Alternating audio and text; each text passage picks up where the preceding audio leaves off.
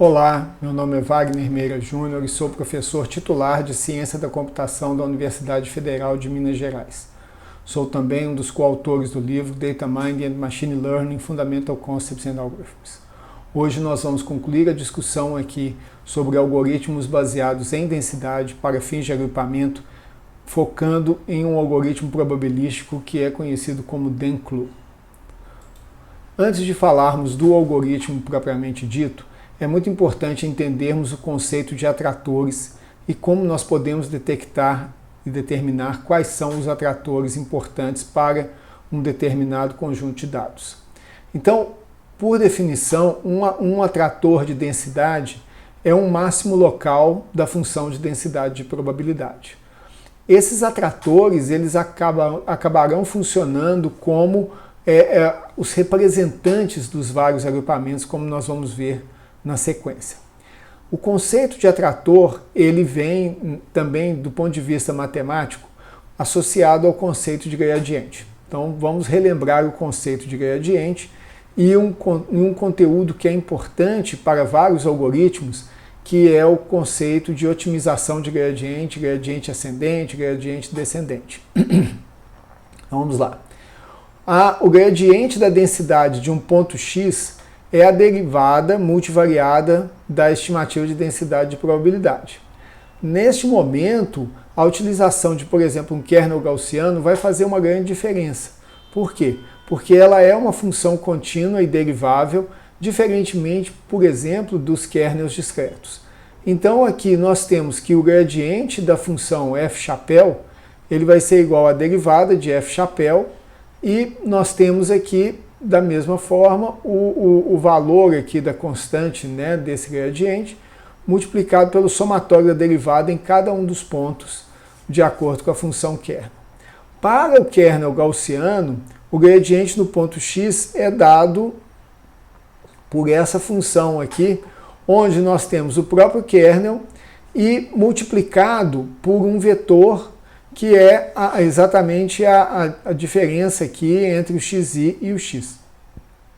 Então, ou seja, ela tem duas partes. Ela tem um vetor que ele é escalado pelo valor do kernel. Ou seja, dependendo de quão forte seja a influência daquele ponto em relação ao outro, a sua direção vai ser amplificada ou não. Tá? Vamos entender isso graficamente. Ou seja, o que aquela equação faz, né, a equação que nós acabamos de apresentar, é que ela calcula a direção a partir de x para xi, que é esse vetor. Aqui nós temos representados 3, x1, x2 e x3 a partir do ponto x. Notem que o x1 está mais distante, o x3 está mais próximo. E a partir disso, utilizando o kernel gaussiano, nós vamos escalar o peso utilizando a função kernel. O resultado é que a função gradiente ela é a influência conjugada desses três, ou seja, a soma ponderada dos vetores de diferença. O que nós podemos ver aqui dentro da projeção é que o x1 ponderado deu um vetor de pequena magnitude, o x2 um vetor um pouco maior e o maior dos três vetores é o x3. Somando esses três vetores, nós temos aqui o vetor gradiente conjugado desses três pontos. Então, entendido isso, a ideia agora é como que nós vamos utilizar esse vetor gradiente para fins de determinação dos atratores de densidade. Então vamos lá. Nós dizemos que um ponto x estrela é um atrator de densidade para x, ou alternativamente, que x ele é atraído por densidade a x estrela, se um processo de otimização por subida, né, por gradiente ascendente, iniciado em x, converge para x estrela. Então o processo é todo automatizado. Nós sabemos que existem máximos locais e o nosso objetivo é, utilizando a própria função de densidade que nós modelamos, nós encontrarmos qual é o máximo local mais próximo de cada um dos nossos pontos. E naturalmente isso vai promover um agrupamento desses pontos. Ou seja, existe uma sequência de pontos x que vai de x0 a xm, iniciando em x e terminando em xm, de tal forma que a distância, a norma entre xm e x estrela, é menor do que epsilon, ou seja, xm converge para o atrator x estrela. Tá? Isso pode ser alcançado quando nós atribuímos zero ao gradiente e seguimos como medida de otimização e derivamos da seguinte regra de atualização. Ou seja, nós temos que, dado um ponto xt onde nós estamos atualmente, nós queremos determinar qual que é o próximo ponto xt mais 1. Para isso, nós temos aqui o somatório de todos os valores da função kernel, é exatamente a ideia da soma ponderada, e no numerador nós temos a função que foi colocada em termos de conjugarmos, ponderarmos cada um dos vetores xi com a sua respectiva função kernel. Tá? Então, a partir disso, nós vamos exatamente definir essa direção de caminhamento e o nosso ponto xt, que ele inicia no ponto original, ele vai caminhando até chegar a um atrator de densidade. Aqui nós temos algoritmizado essa função de encontrar o atrator. O processo é exatamente o que a gente acabou de mostrar, até que o xt seja praticamente idêntico ao xt menos 1, que é esse erro de aproximação aqui, esse erro de alcance. Bom, agora que nós já entendemos o conceito de atrator de densidade, vamos trabalhar um pouco o que seria o algoritmo Denkloof. Então vamos lá. Primeiro, um cluster C que seja um subconjunto da base de dados, ele é definido como um cluster definido por um centro, se todos os pontos X que pertencem a esse cluster são atraídos por densidade para um único atrator de densidade x estrela. De tal forma que a função de densidade de x estrela ela é maior ou igual que um epsilon, onde epsilon é um limiar de densidade mínimo definido pelo usuário. Nesse momento, nós vamos ver aqui uma similaridade grande entre o DBSCAN e o Denkloof. Tá? O epsilon, ele até certo ponto, ele atua como sendo o min-PTS do DBSCAN. Ou seja, qual é a densidade mínima para que eu possa considerar aquele máximo local, que é um atrator de densidade, efetivamente interessante. A partir daí, o agrupamento de formato arbitrário C, ele é chamado um agrupamento baseado em densidade se existir um conjunto de atratores de densidade x1 estrela, xm estrela, tal que cada ponto x no agrupamento é atraído para algum x estrela i. Cada atrator de densidade tem uma densidade acima de epsilon. E quaisquer dois atratores de densidade x estrela i e x estrela j são alcançáveis por densidade.